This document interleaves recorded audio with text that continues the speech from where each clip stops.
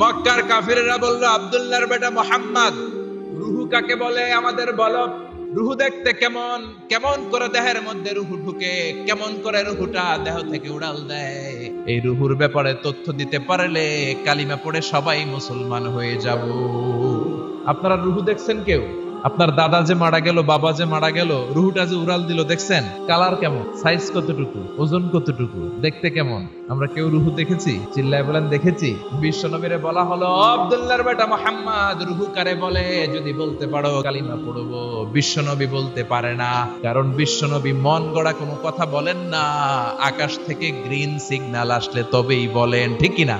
বিশ্বনবী আল্লাহ তাআলার পক্ষ থেকে গ্রিন সিগন্যাল পাওয়ার জন্য উপরে তাকিয়ে রইলেন, আয়াত নাজিল হয়ে গেল। ইয়াসআলুনাকা আনির রূহি কুলির রূহু মিন আমরি রাব্বি ওয়া মা উতীতুম মিনাল ইলমি ইল্লা কালিলা।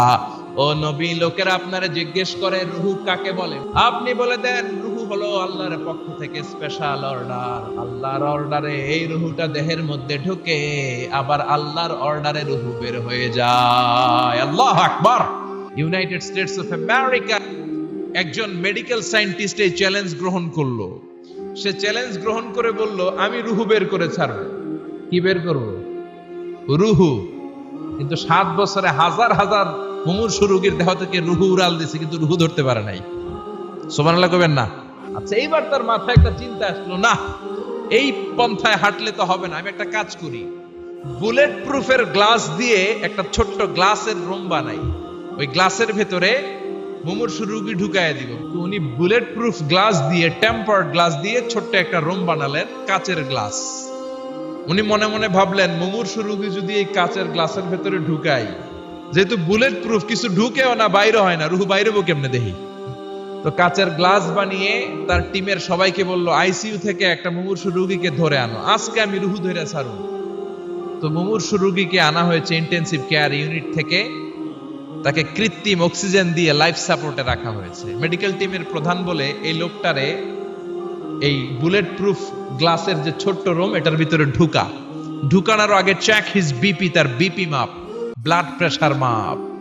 তো মেপে দেখে ঠিক আছে। ওজন মাপ, বলে ওজন মাপা হলো, ওজন হচ্ছে 80 কেজি, 80 কিলোগ্রাম। কত কেজি? 80। সবাই বলেন কত কেজি? 80 কেজি। এবার মেডিকেল টিমের প্রধান বলে, মুমূর্ষু রোগীটার ভিতরে ঢুকিয়ে দে। ঢুকানো হলো। এবার সে বলল, লাইফ সাপোর্ট খুলে ফেল। সবাই বলে, স্যার, লাইফ সাপোর্ট খুলে ফেললে তো মরে যাবে। মেডিকেল টিমের প্রধানকে মারার জন্যই তো আনছি, এটার না মারলে আমি রুহু পামু কেমনে? এটা রুহুটা তো বের করতে হবে দেহ থেকে। তো যেই কথা সেই কাজ, ঢুকানো হলো, লাইফ সাপোর্ট খুলে ফেলা হলো। লোকটা গ্লাস ফিটিং করা রুমের ভেতরে ছটফট করতে করতে দুনিয়া থেকে বিদায় নাই। এবার মেডিকেল টিমের প্রধান রুহু খুঁজতেছে। দুনিয়া থেকে বিদায়, তার মানে তো রুহু বের হয়ে গেছে, কিন্তু রুহু আর খুঁজে পায় না। গ্লাসের এই দিকে তাকায়, ওই দিকে তাকায়, নিচে উপরে, ডানে বায়ে, সামনে পেছনে, কোথাও রুহু নাই।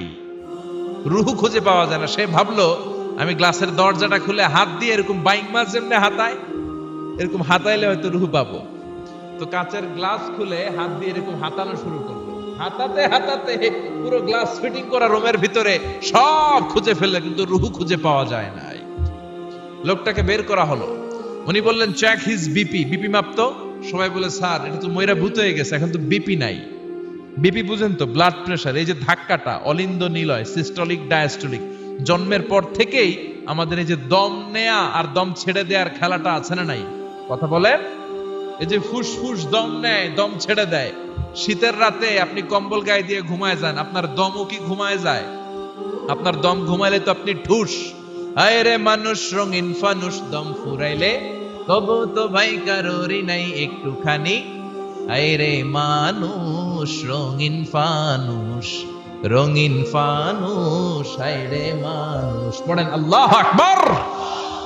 এবার মেডিকেল টিমের প্রধান বলে, চেক হিজ বিপি। বিপি মাপ।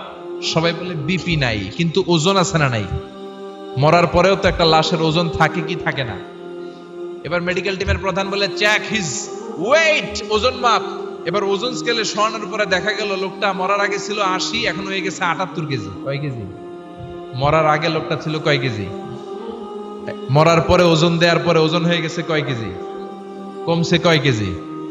মেডিকেল টিমের প্রধান কয়, আমি পাইছি। সবাই কয় কি পাইছেন? মেডিকেল টিমের প্রধান কয় ওইডা, সবাই কয় কোনডা? কয় রুহু। কেমনে পাইলেন? কয় মরার আগে ছিল 80 কেজি, মরার পরে 78 কেজি, কমছে 2 কেজি, তার মানে যেটা উড়াল দিছে ওইটাই 2 কেজি। কিন্তু বিজ্ঞানীদের নিয়ম হচ্ছে আপনি একটা রেজাল্ট দিয়েই ফাইনাল জাজমেন্ট দিতে পারবেন না, আপনার আরো কিছু নমুনা সংগ্রহ করতে হবে। সে বলল আরেকটা রোগীকে আইসিইউ থেকে নিয়ে আয়, ওজন মাপ, বিপি মাপ, বিপিও কে ওজন কত? 70 কেজি। দ্বিতীয় যে লোকটাকে আনা হলো তার ওজন 70 কেজি। চিল্লায় বলেন কয় কেজি? 70।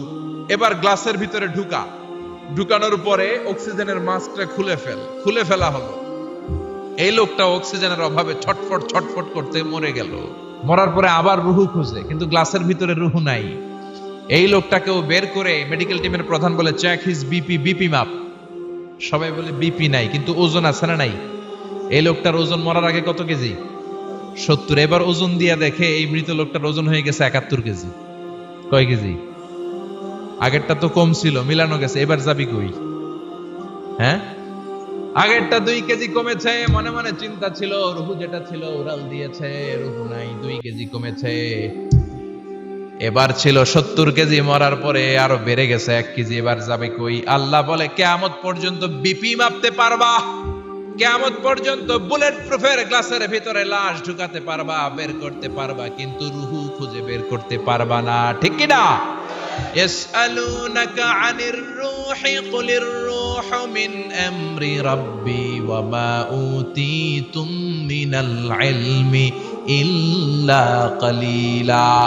নবী লোকেরা আপনার রুহের ব্যাপারে জিজ্ঞেস করে, আপনি সোজা সাপটা লোকদেরকে বলে দেন রুহু হলো আমার আল্লাহর আদেশ মাত্র। আল্লাহর আদেশে দেহে ঢুকে, আল্লাহর আদেশে বের হয়। পৃথিবীর কোন মানুষ রুহু খুঁজে বের করতে পারবে না। সে বের করতে পারে নাই, কারণ মানুষ মরে গেলে এক একজনের দেহের অবস্থা এক এক রকম।